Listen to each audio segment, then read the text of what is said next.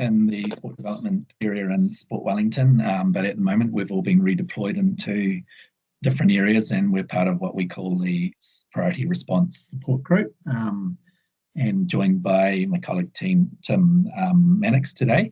And I guess coaching through COVID, these sessions are designed to really bring coaches together and to hear from coaches who are doing probably the real stuff, the actual coaching. And we think this is really important, especially at this time with what we're all having to adapt and respond to. And there's a number of I guess we really want to just go deeper into some of these concepts that we hear about. And this session's really being born about one that we're following on from Sport New Zealand held a character for performance type seminar last week, which had a huge number of people attend it. And yeah, it's instead of just talking high level stuff all the time, we actually want to do the practical side of it. So it's designed around that. And so just like to bring in Tim now and just introduce everyone. Tim's heads up our coaching department here at Sport Wellington. So welcome, Tim. Great to have you on board. Thanks, Mark. Looking forward to it. It's an area that I'm passionate about, so really looking forward to this discussion this afternoon. Yeah, no, I know you're really super excited about it. It's something that's really dear to your heart, and you've been doing a lot of, I guess, learning and then practicing and experimenting in this area of coaching character. So it's going to be great hearing your insights as we go through the session today. But how really interested though, Tim, how have you been coping without being able to coach your rugby team out there at St. Pat's Silverstream? What's it been like for you? It's definitely been a time where I've had to stop. We didn't have a team selected when the lockdown started, so we never got underway with coaching the team properly. We were just in our pre-season phase, just working with the boys on their conditioning and skills. So for me, what I've been, I guess, doing during this time is just taking a bit of a chance to learn.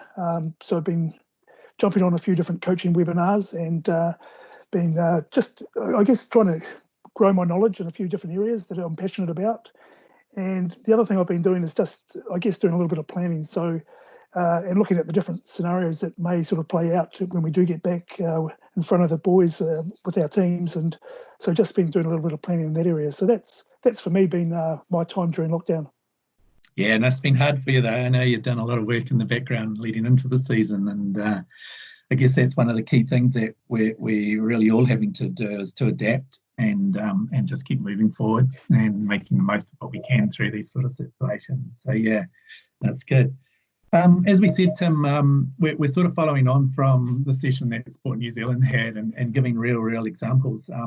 One of the things that we hear a lot when we're talking about character is that some coaches, they'll say a lot, we coach people, I don't coach sport. Yeah, how do you respond to that type of statement? What are you hearing in that, and what are your beliefs around that?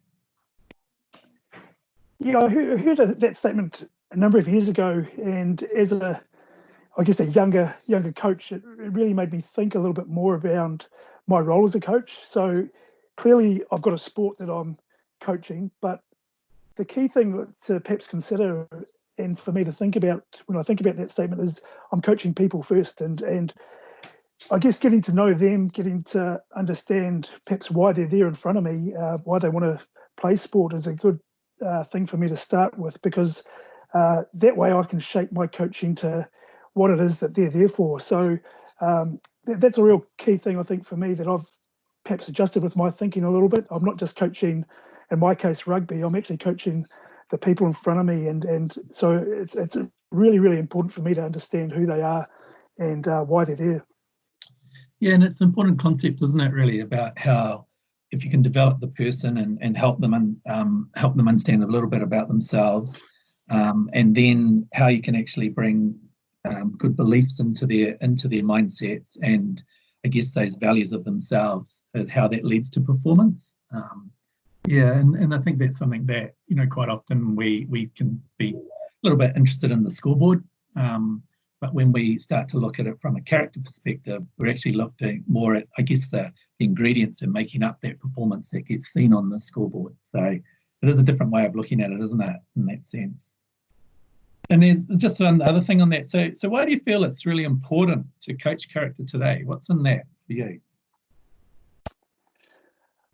For me, I guess my philosophy is around helping people be the best version of themselves, and so it's perhaps extends beyond just the rugby side of it. It's helping them to be understanding a little bit of the things that shape their performance. So we then start to get into, I guess, values or qualities that will help them be their best version, and that's where that character piece comes into it, I think. So for me, I probably, as a sports person, discovered that being hardworking actually helps my performance as a sports person. So and I've probably taken that into my coaching. So are there different character strengths that will help the athletes I'm coaching get better at what they want to be? And so for me, it was really quite a nice, easy connection to really have that focus in the coaching. So not just coaching the skills, the sport, the tactics, but also coaching that character piece, because that will ultimately enhance how they go about those other things in the game. Yeah, and when you look at it even wider than that, isn't it? Some of those transformational skill sets that we're looking at that they can take further into their lives. And this is where we're looking at probably the value of sport, especially through the phase that we're going in now, where it points to this welfare sort of development of people, especially around that connection, their ability to actually understand, that they actually can do things. And that help in turn grows their self-esteem and aspects like that then will impact that performance that you were talking about. So yeah, this is a really good time to bring in our special guest today, and Leanne Terrell. Leanne has been coaching for a number of years now and working in coach education, and actually wrapped heavily at Leanne, because this whole area of character development is just so close to her heart, and she is one of our probably leading coaches in this area that we have in Wellington, and we're really rapt to have you on board today, Leanne. So welcome. If you want to bring yourself onto the screen, that'll be fantastic. Kia ora, Matt. Kia ora, Tim. Thanks for your tautoko advocacy and support. I appreciate it heaps. Tēnā koutou kata, everybody. Hi. I'd like to acknowledge Sport Wellington for their rangatiratanga, leadership culture, weaving our groups that sustain our priorities and resources. It's helping Wellington get healthy and active. Awesome, guys. I'd also like to acknowledge Sport New Zealand, the guardian of our country's sporting system, and especially a shout out to Kelly Kerr and our central coach trainers. Kingy, I see you're on board. Fletch, Tim, Guy and Steve. Just your manakitanga, provoking our mana and leaving people and places in a better place than when we found them. It's just a pleasure working and learning alongside you guys. Appreciate it heaps. And Ralph, shout out to Ralph. I appreciate you shared time and food with us in our Kiwi flavour, and you valued our cultures and weaved this program, Coaching for Character. You weaved it into our system. You didn't cover it. You really took our cultures and understood them, and then you weaved inside us with this Coaching for Character. I really appreciate that for seeing us and acknowledging us in this. It's been very cool. Yes.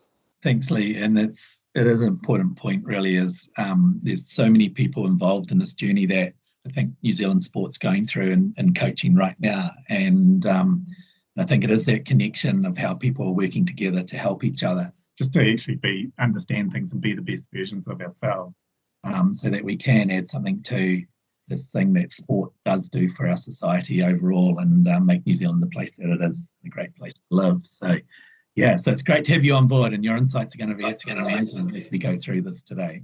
I was just wondering if you would just like to give us a little bit of a brief overview of your journey so far in character coaching.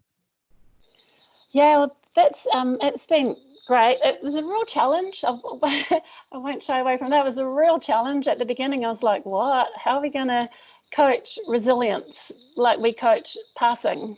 So I was really curious as to the process to get us to that place, and then the action to follow that process. So what does it look like and how does it feel? Especially understanding that character values mean different things for different people. And I was super curious how that's going to look in my gym. And there were some challenges, like I think at some point we had to choose 4 of the characters from a relational and a performance view. So we had 8 altogether, and I was like, oh, I kind of need all of them. How am I going to just choose a bottom 8? Because there are so many wonderful characters. And I do recognise in sport, it's the physical skill is only part of the learning. You know, that moment when you've got an athlete and they've acquired and they perform a skill with real understanding for the first time, and they sort of look at you and go, whoa, it's a really exciting moment. And at that point, you realize there's been a lot of things that get them there, not just the physical understanding of that skill, but the courage. There's some resilience going on there because there's a few fails.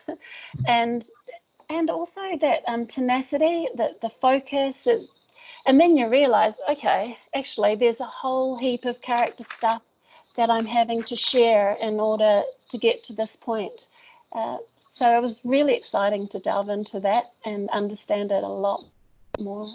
Yeah, and I think that you're making some really good points there, really. I think most coaches would coach character. Sometimes it's not that we're that aware that, you know, it is our values and beliefs that are coming through into the forefront. And that's something that it's really big in this whole process, is really understanding ourselves as coaches and our identity as a coach, and how we go about what we do and putting those across to people. And I guess that's a really good segue into looking at this whole area about, well, you know, we want to get into the nuts and bolts today about how we actually do this stuff. You know, it's easy to talk about, but actually the doing is the real stuff. And that's what we'd like to delve into. So when we look at coach identity then, so both Tim and Leanne, you've both gone through this yourselves. And I'd just like to maybe start with you, Leanne. So why is it so important to start with yourself as the coach when you're delving into this?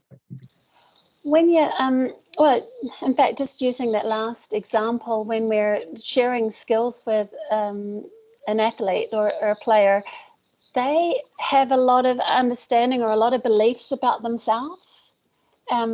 And they take that with them when they're learning, right? They believe this is what it should look like, and this is what they know about themselves.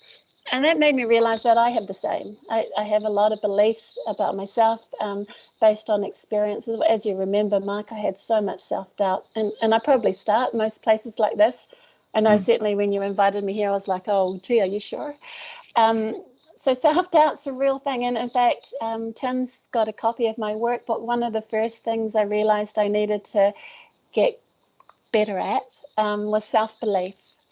And then having to describe that was really good for me, for my own journey. And I got to know a lot more about myself. So where some of those beliefs have come from, and the things I need to support my growth, and that in turn supports the athletes that I'm seeing.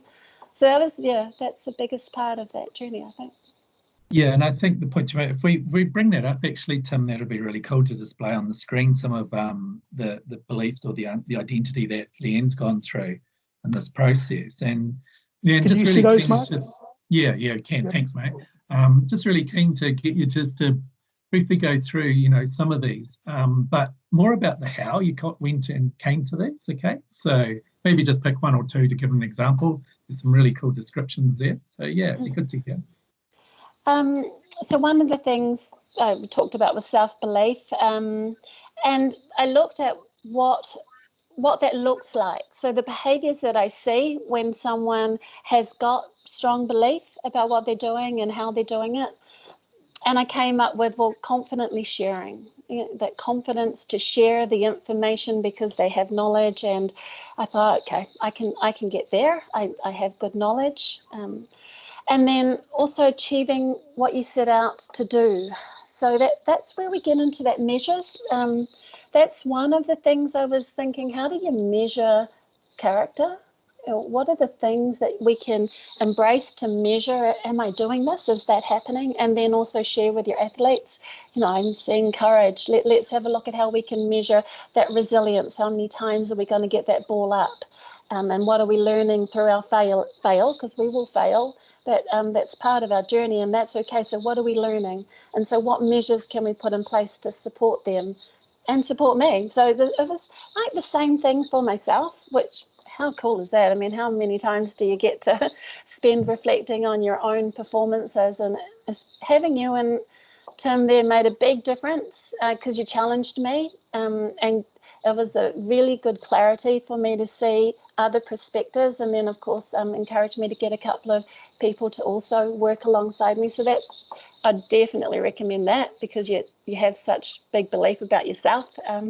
It's really good to have that on board. And that's a key point, isn't it, within the process? I think that be interesting to just hear you go into that a little bit more. Is I guess it's having that that accountability for your thoughts, really, in many respects, so that when you tried to describe them, I guess part of the process was you had to actually describe what curious really meant to you, and then we would listen and relay back what we heard, and it was then the real check-in for you to think, oh, actually in that context, yeah, but maybe not so much there, and yeah, that would be good to explain a little bit more, Lee, because I think this is one of the key things with with being a coach of character, is actually this work here is key as we go forward to actually be able to model it. Absolutely. Look, kotahitanga is unity with diversity. You see a lot. So what I think of as courage as a behaviour will be different to you. It'll be different to my players, and within the players will be different. And we coach a lot of people from different cultures and different aspects in our society.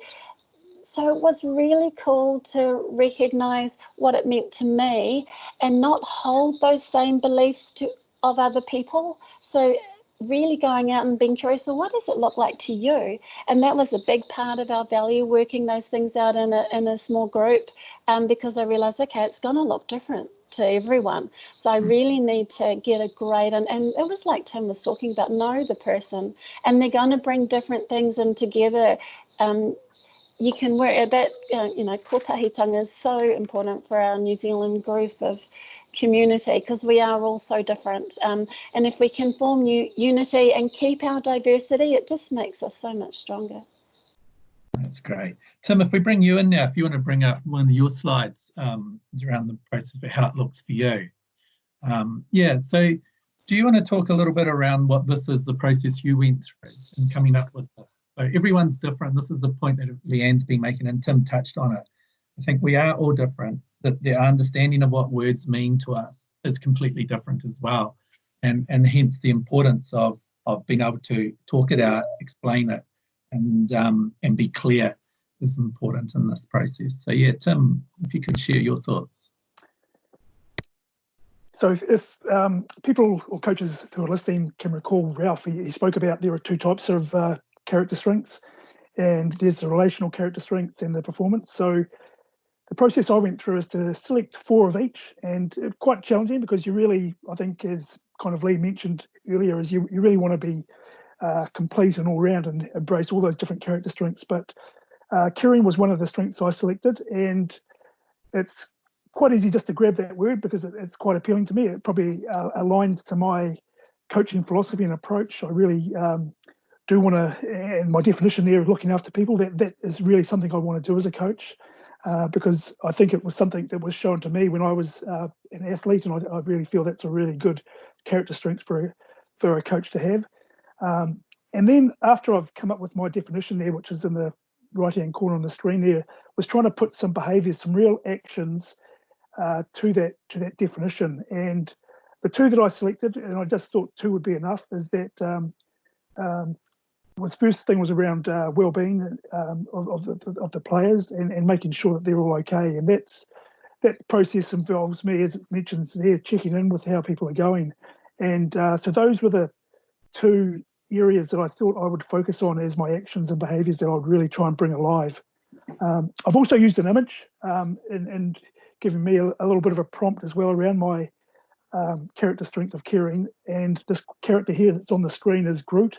He's from a Marvel movie, Guardians of the Galaxy, and he does a pretty heroic act in one of the movies where he basically sacrifices himself to protect his friends, and that sort of just gives me another prompt around what caring means to me. So that's the approach I've gone through. I've got another character strength, which is a performance one, and that's adaptable. Another Guardians of the Galaxy character in there, that's Rocket.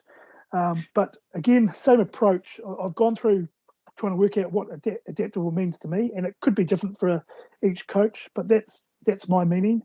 And then again, I've put some behaviours there that hopefully I'll be able to action. And those are things that will be actioning for me. One of them during a training session, and the other one is perhaps something after a training session, is to get feedback and to see how I might improve what I'm doing. So that's that concept of adaptability for me as a character strength, and how I bring it alive. Those are the behaviours that hopefully you'd like to see, or hopefully I'm displaying when I'm in my team setting. Yeah, so one of the key things with these two, isn't it, Tim, is the modelling of these. So, you know, do you want to just delve into that a little bit? And you touched on it a little bit with your coaching philosophy and how you're aligning to that, and which is one of the key aspects with this is we have a coaching philosophy that we may write or talk about or have a picture about it. This has been a great way of checking in with how aligned your actual values and beliefs really are with what you're saying your coaching philosophy is about. And so if we bring it into your coaching context, so you when you're adaptable, what are we seeing a lot there when you're in your coaching process? I guess adaptability is that ability to pivot and adjust, and I think that's probably going to happen a lot when you're coaching people, and that's probably my priority as a coach, is to coach people, because you don't know how they're going to show up. You don't know how they're going to respond to your cues. So the important thing for me, I think, in connecting to my philosophy of being athlete-centered, I need to be adaptable, because the person in front of me may need something different from me from what I had planned. So for me, it's really, it does all align, I guess. My character strengths I've selected and my philosophy, there is a real alignment, and it probably just as the words I selected sort of ended up on my sheet of paper when I was working through it. I started to think that this stuff all does tie into my philosophy. So that was the cool thing. I loved how that seemed to play out. Cool. Lee, if I just bring you back in, maybe you could share about how you've actually applied it, and the importance of practicing yourself as a coach first, because we're going to go into the team identity and then how we actually practice these things through drills and skills and all that sort of thing. But we're focusing on the coach identity and the importance of practicing these things, so that, what have you found there, and what's been important in doing that for you? Okay, so go back to the self-belief. If I know I have the knowledge, and I'm reasonably able to communicate knowledge and share knowledge with lots of questioning, understanding, I need to be transactional, then I've got to have some belief there. I feel comfortable with that stuff. So what was really good was describing it. So describing the behaviours, recognising the behaviours in myself, my beliefs about myself, and then identifying that behaviour when I see other people and I go, okay, they're really confident, they've got a lot of self-belief, and then understanding what that looked like. And embracing some of that, the stuff that I felt I could. So start conversations. That was one aspect that I took on. Like, I can start conversations and step forward to lead. I could look at that, step forward to lead, because I understood what I was talking about and I had some evidence to back up the knowledge. And setting goals and wanting to know why. Why is that the goal? What brings us here? And every time we leave the gym, have we moved towards our goal? And why have we done that? What are the behaviours that have... So all that stuff helped me become a better coach. That's the biggest thing. Cool.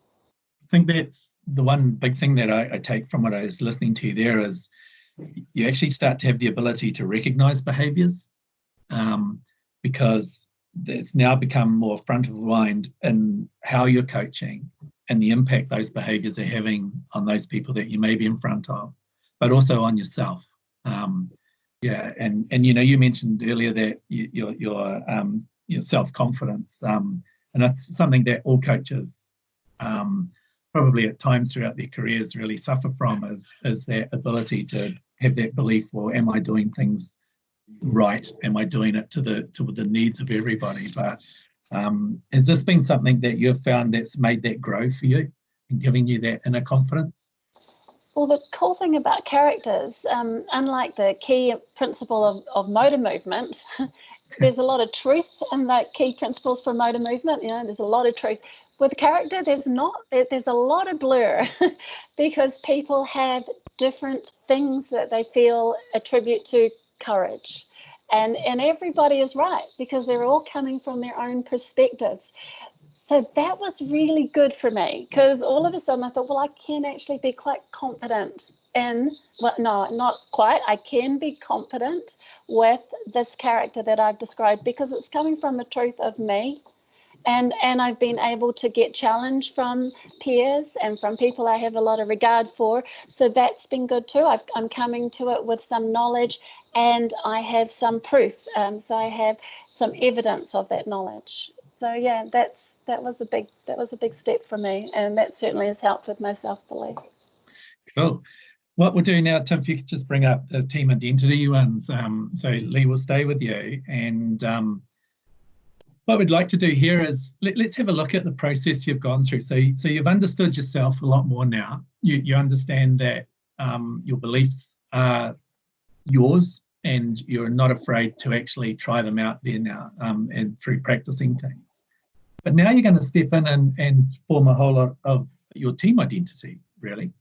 And this, I presume, you would involve your team in with this. One of the questions, just before we get into that, is, okay, you've got your values or your character traits, and now you're asking the team to come up with theirs. How do you coach across that? Who gives in, who wins? Is that how we look at it? How do you look at that? Well, it is going back to knowing the person. So there's no win or loss. It's a whole gym win when you know each other, right? Because you can move forward once everyone knows each other and comes up with some unity of goal. You can all move forward together. So I've used locker sessions. It seemed a good place to start because I was confident with how that knowledge sat within locker sessions. And the locker sessions I've used are typically, they're centered on how everyone's feeling and what things we've brought into the gym, what's useful and what's a distraction. And so how can I wrap up the distractions to move forward, or what distractions are useful? Often that's around energy. And it's different for boys and girls. So I had a group of girls in the end of last term that I was able to use the process of the Coaching for Character system with, and they're all new to the sport.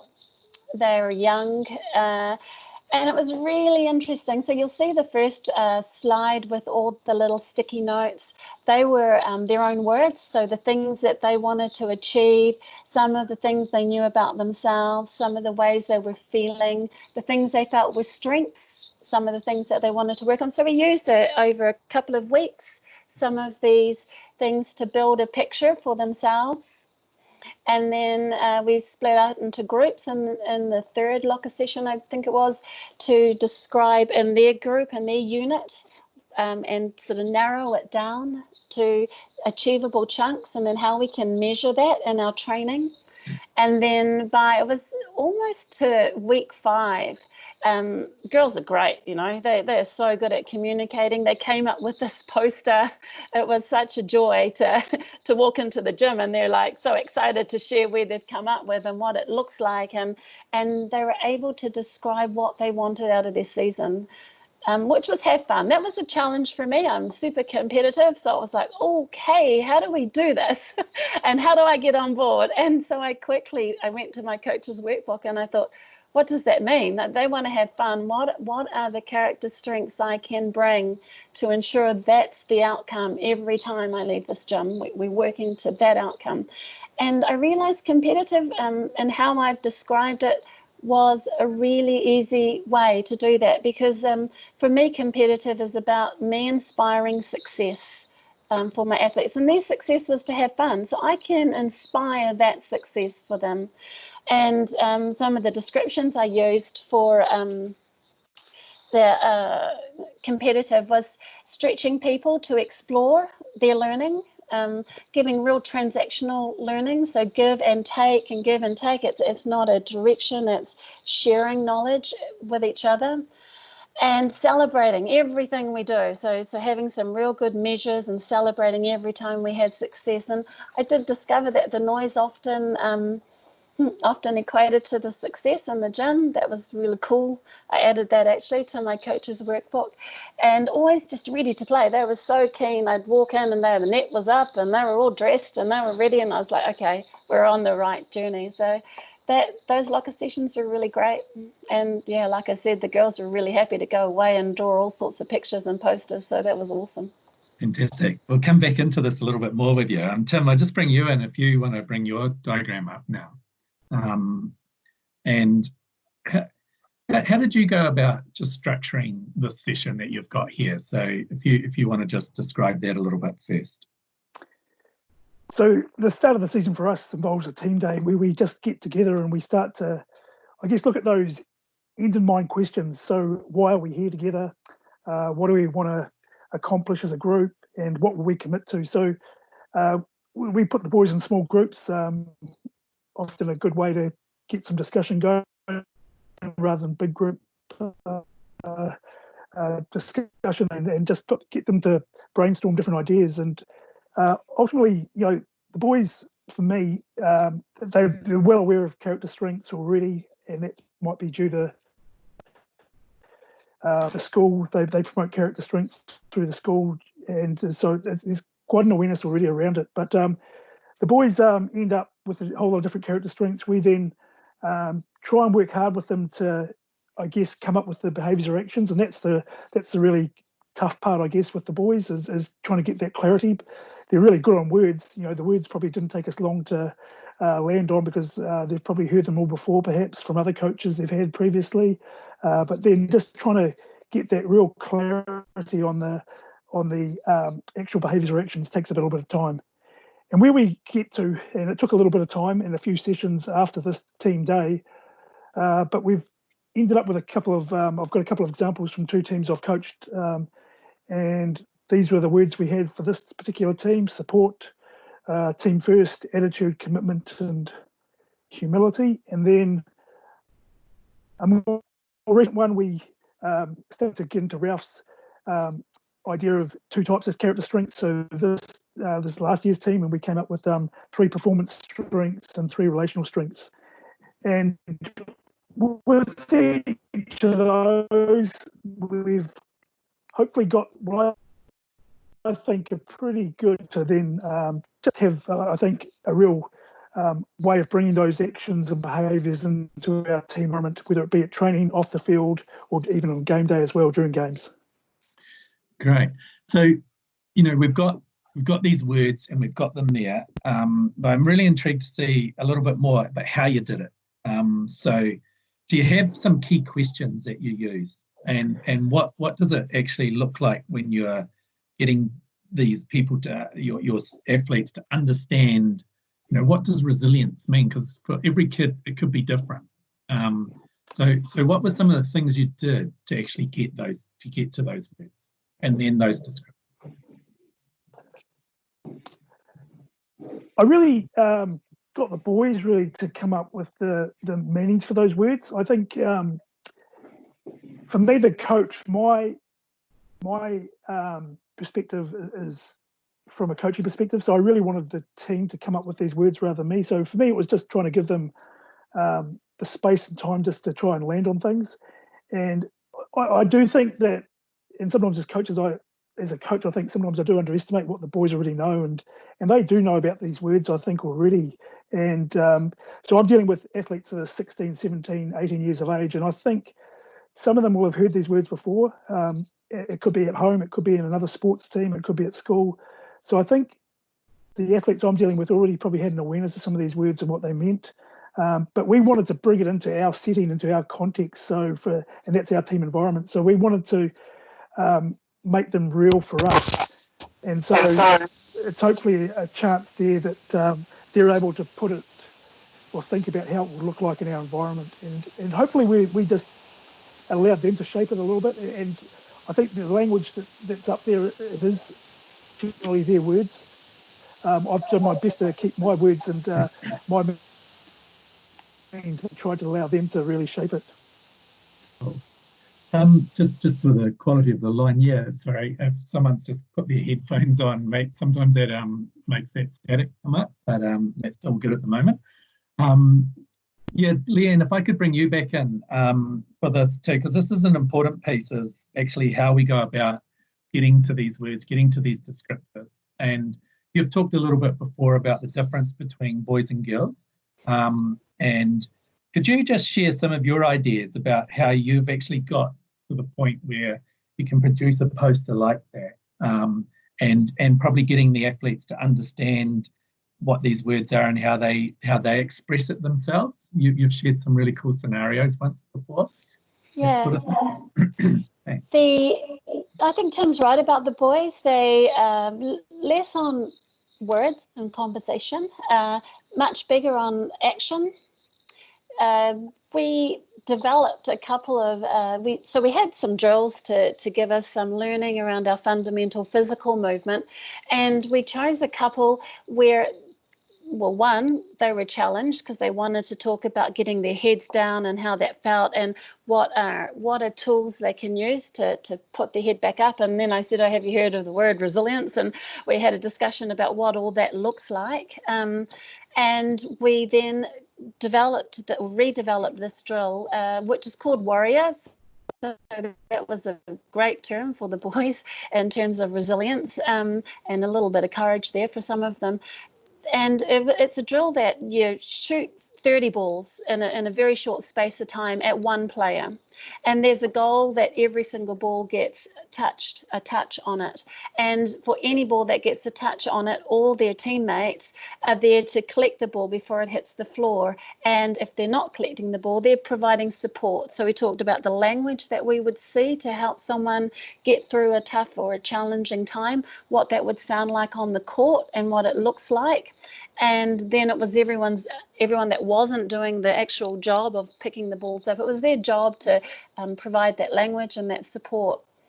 So yeah, that was a really good resilience learning, and we actually call it warrior resilience. Let's see, and we keep a measure how many balls they got up, and what time frame they managed to get all the balls up, and also how many balls that their teammates caught and how they were feeling after the drill. So before, how were you feeling? After, how that felt? And then measured the success in terms of how many touches were made on the ball, and also about their feeling. You know, was their head down because they hadn't improved, or was it up because they had improved, or was it because of some other reason? So they were able to bring those tools into the game. So that's a really cool one. There's a few that we developed from that where we were working in teams. There's another one we did around courage, because that was another one we talked about. They discussed the fact that it's hard to be out there in front of their peers, and some of the distractions they had was the stress and class and teachers and just school in general. And we talked about courage to get through that. So there was another drill that we used for courage. It was really around having to do something that's difficult and failing and going again. So building a resilience to go again, and go again with courage. Don't go again being careful to make sure you succeed by finishing the play, but go again with courage and giving it the best you can give to complete the play. And we also measured that with points. It was basically either a kill or a play or an error. And we'd measure those things for each player or each team, depending if we're doing it as an individual or as a group. And they were great, and they embraced those. They love stats. They love real intention on recording how they're doing, how they're performing in a real way. So those are two ways we've used which have been successful. And have you done that with both boys and girls? In terms of, now that you're talking, we're bringing it into a skill drill. So if we look at it in a skill development perspective, by still keeping character to the fore, What have you noticed by doing that? So your courage drill there is one that will be fascinating from that. What have you noticed over time by coaching this particular way in terms of their skill development? The guys just go out there and give it a go, eh? They really bond through battling. They form really good bonds through battling. The girls would rather do it against a wall by themselves until they feel confident enough to do it with their peers or as a group or in a competition. So it takes some getting to know each other and feeling comfortable with each other before they can head out into battle. And there was a coach from America that shared that with me.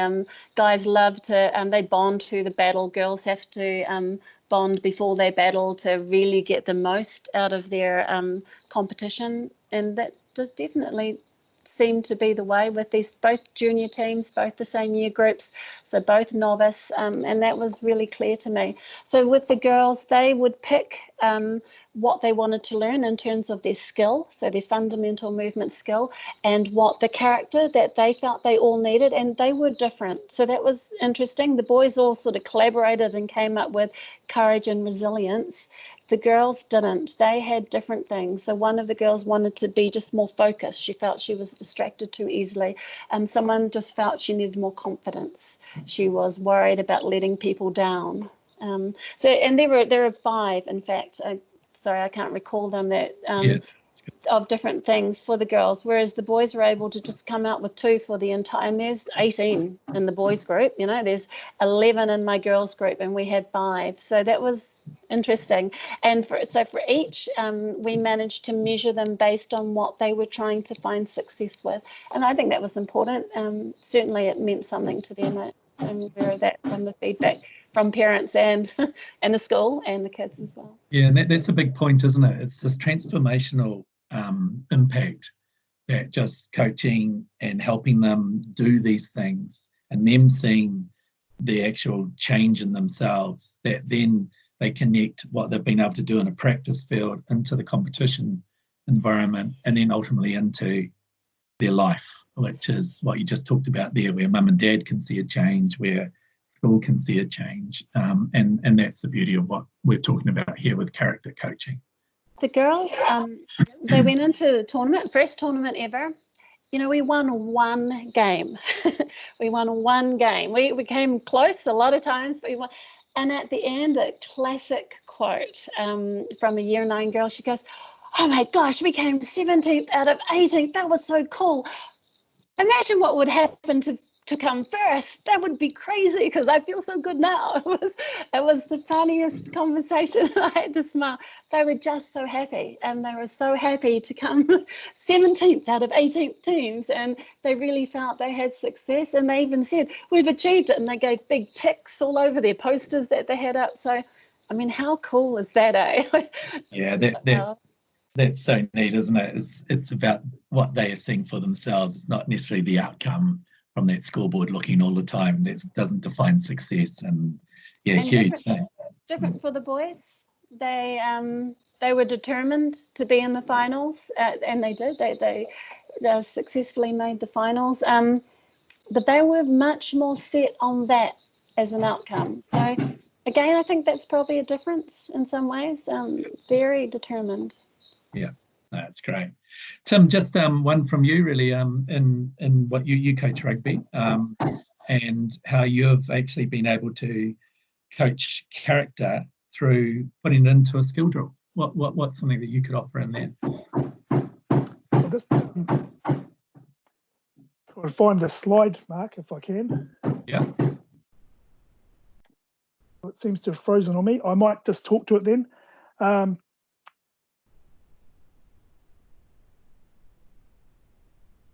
So how I've gone about that is we've got a concept called back and game, which is about working hard. It's about loading our attack or our defence to be ready to go, to be really fast, to be ready to go. And so that ties into this character strength of hard working. And that's one of the character strengths the team selected. So we would set up drills and activities, probably modified touch games, where we'd create scenarios where the team would have to react to a ball thrown into the play, and they'd have to try and set up things quickly. And we would look at that and talk about, we're either doing it really well, and we'd give the guys some affirmation that they're really nailing that reload, that back in game concept, or we might sort of talk about what did you guys notice, ask them a question, how were we when we did that activity, did we get that quite right, what we were looking for? So it's really trying to bring it alive through the scenarios we create. So I think for me as the coach, it's to design things where we get things to talk about that tie into our character strengths. So for me, that back in game concept, we can coach that in the scenario games, the modified touch games we play, by just getting the boys to react to something, and we look at how they react. And if it's good, we give them a bit of affirmation on that. And if it's not so good, we might ask a question. It's raises a good point here now, and moving forward with it is, ensuring that character and character strengths and our values are not just words all the time, but they are put into action. What else do you have to do to ensure that they aren't just words? What else have you been doing in there, Tim, in your sessions? So we even talk about it in our meetings. For example, we might select one of our character strengths to be the theme for the week, and we might talk about it. So that might be a word we're going to focus on, and we'll have conversations about it. It might be at the end of training, we talk about how did we go with this particular character strength today. So it's making it part of the discussion. So it's not just, as you say, the sheets that I showed you with the information on. We try and bring them into the practice setting, the team setting.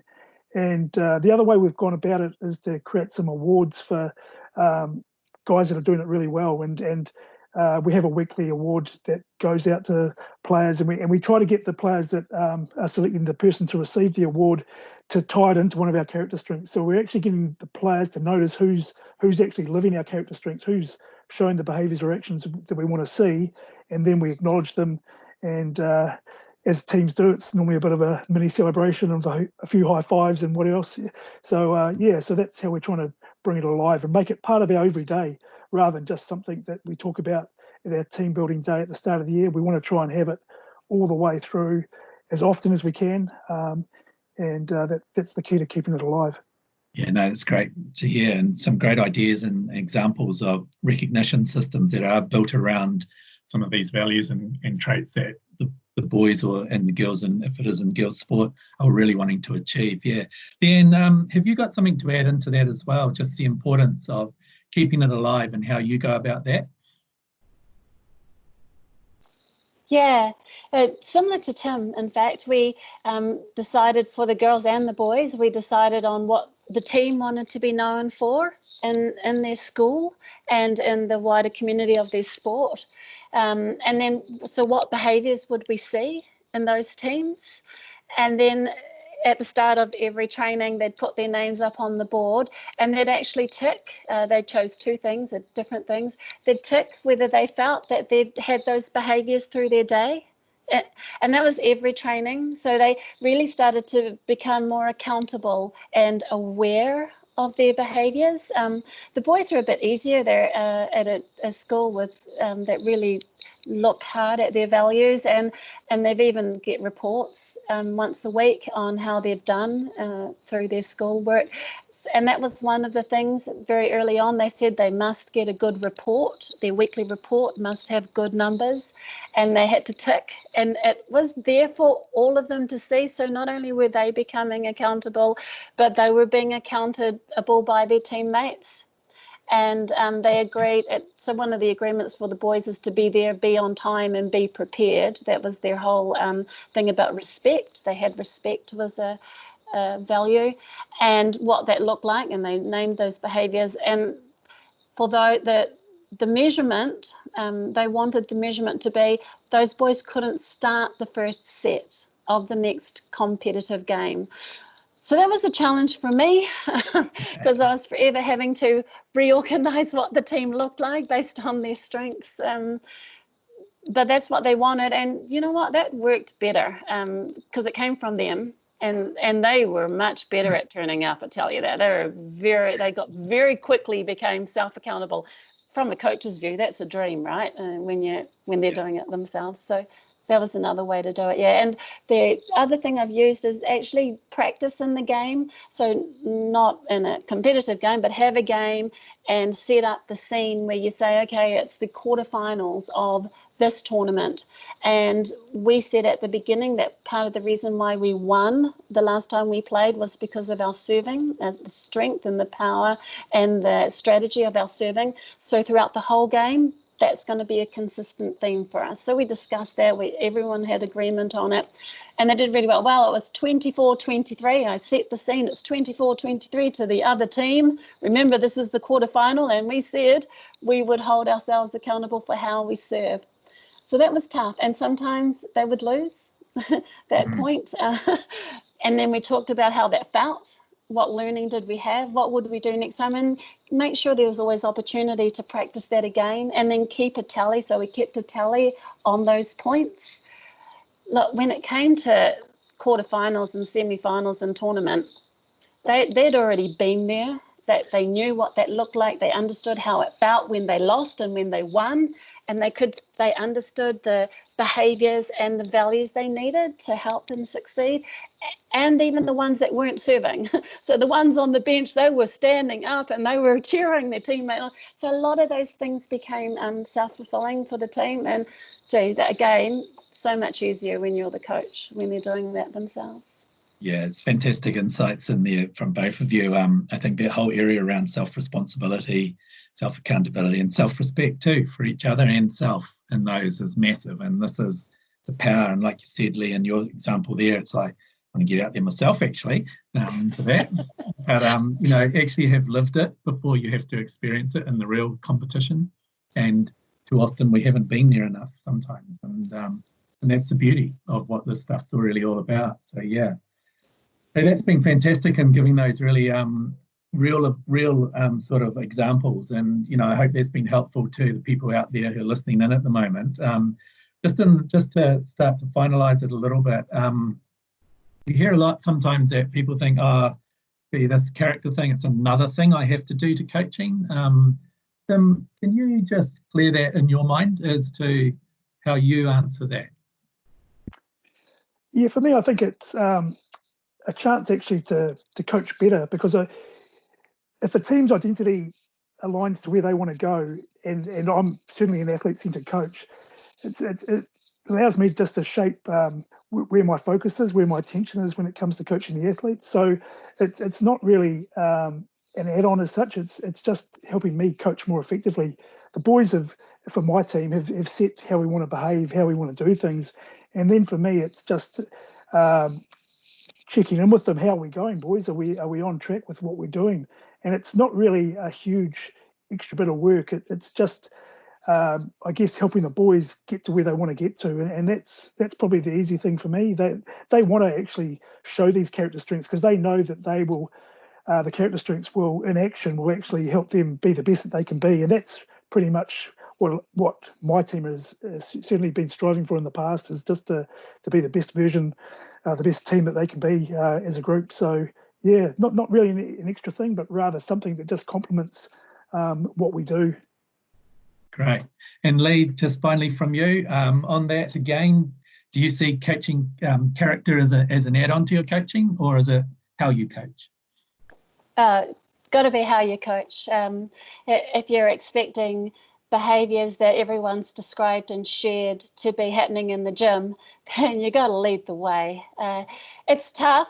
It's not so much your behaviour, but accepting behaviour that looks a bit different to what you expected, or what you thought that courage looked like, or that respect looks like, or that integrity looks like.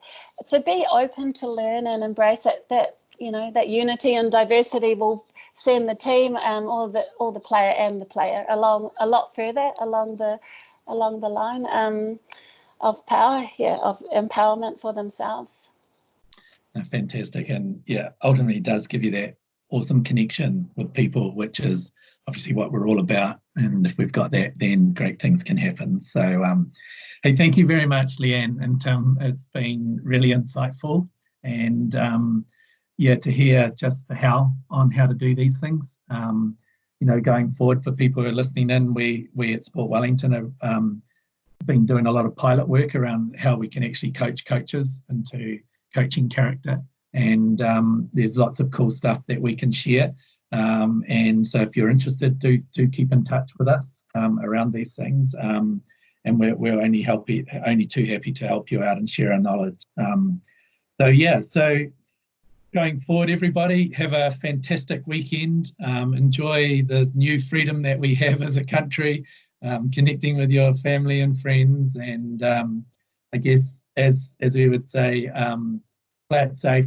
Don't be in a hurry to do too much all the time, but make sure you enjoy yourselves. And thank you once again for your time. And as you said, we've recorded this and make it available to everybody as well. So thanks. Bye.